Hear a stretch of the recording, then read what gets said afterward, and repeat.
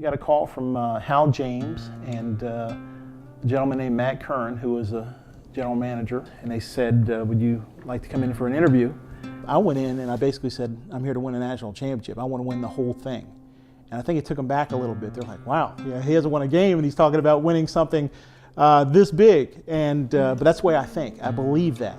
And then I remember walking away from that meeting and I said, well, now that they said you got the opportunity, now it's like, what are you going to do? You've got to make it happen now. And that was the challenge ahead, which was a big challenge. Basically, it was like, get the atlas out and go get these guys. Go find their homes, go find their relatives, their girlfriends, their moms or dads, sit down with them and make your pitch and get them to be a part of this. And many needed that second chance. Many wanted to fulfill something that was unfulfilled. And I tapped into that. Anybody can make a great play. Anybody can make a great couple plays. Can you do it for 4 quarters? Can you do it relentlessly for 4 quarters, week in and week out? That's when you get champions. Anybody can do it once in a while. Anybody can do it here and there. But if you can do it every single time, you can play for me. Well, we had some problems in our kicking game, and I'd known Mark through some camps, and I invited him down to help work with our special teams. And he came down, and he went out there and just started directing and helping our special teams area. And I took him aside. I said, you can still kick, and we need you. I said, would you consider coming out and playing with us? And he kind of looked down, and I kept after him, and he said yes. You know, when Jamie asked me to do it, you kind of have this thing that goes through, well, your ego starts taking over, and you start thinking, well, I'm too good for this. You know?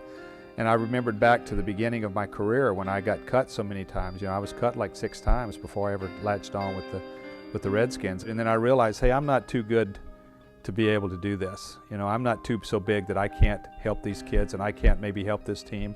And it's ridiculous for me to have that attitude, so I dropped it quick. I knew he could say yes or he could say no.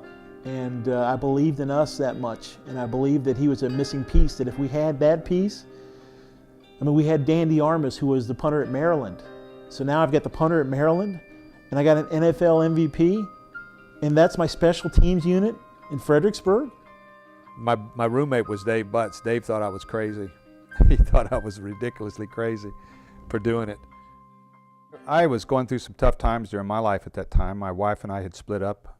We were separated, and I was trying to find myself. I was financially struggling somewhat. So I was kind of searching at the time, and I was looking, and this just came along at a good time for me. It was an important thing in my life. It was very important.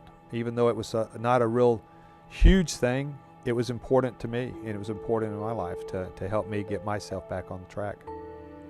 At the time, I kind of knew he'd been going through some tough things, some tough personal things. I didn't know till years later how much he did need us. And through our team, he was able to come out the other side, and great things started happening for him.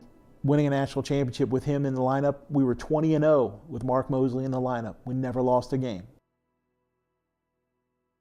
As a child, as far back as I can remember, all the way through high school and until I was old enough to kind of defend myself, there was a tremendous amount of verbal barrages as well as physical that I had to deal with. And it was my stepfather, and his name was Frank, and he had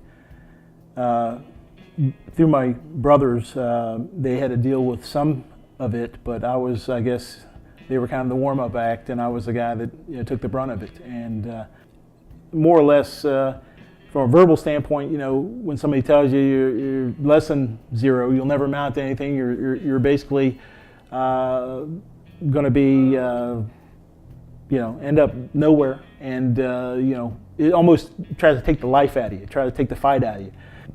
From an early age, I said, he's not going to win. And I made a vow to myself that he wasn't going to win no matter what.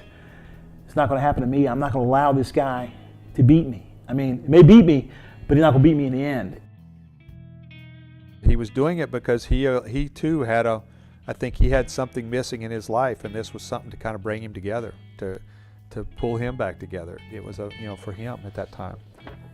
Nobody knew what I had dealt with, but I knew as time went on and things started happening, even Frank started noticing. You couldn't help. We were front page news on the sports section. People started talking about us. It was very much a mission for me to be validated. I knew that if I won and did so impressively, that I could basically quiet the doubters, and one in particular, I could finally be validated through and say, hey, he did it. After the very last game, when we were league champions, right before we won the national championship, and Mark went over and presented Frank with a game ball, and he said, this is the nicest thing anybody's ever done for me. And the team walked over, and when Frank said it was the nicest thing anybody had ever done for him, I don't remember anything but a lot of tears and a lot of emotion. It's still to this day. I mean, it's means a lot that he said that, and it was something that I think I finally did something in his eyes that was really, notable, and I had done good. That gave me the validation I really had hoped for all my life and wanted, and I finally got it. He literally proved that he could be somebody special and somebody that could put something together and make it good, and he did that with the winning of the championship. I remember champagne being popped. I remember a lot of hugs and smiles, and people were just ecstatic. He was lit up like a light bulb. He was so excited. I remember you couldn't get him off the field. I mean, he was around till everybody had left the stadium, and he was still out there on the field. He just didn't want to leave. I probably took more satisfaction in winning with the Generals than I did winning with the Redskins, because in a way, because of the way we did it and what we did it with, and what the odds were. For these young men at that time, it was the biggest thing in their lives. It was the biggest thing in their lives, and they had accomplished it. I mean, they did something that they never dreamed they'd ever have an opportunity to do, and they won a national championship.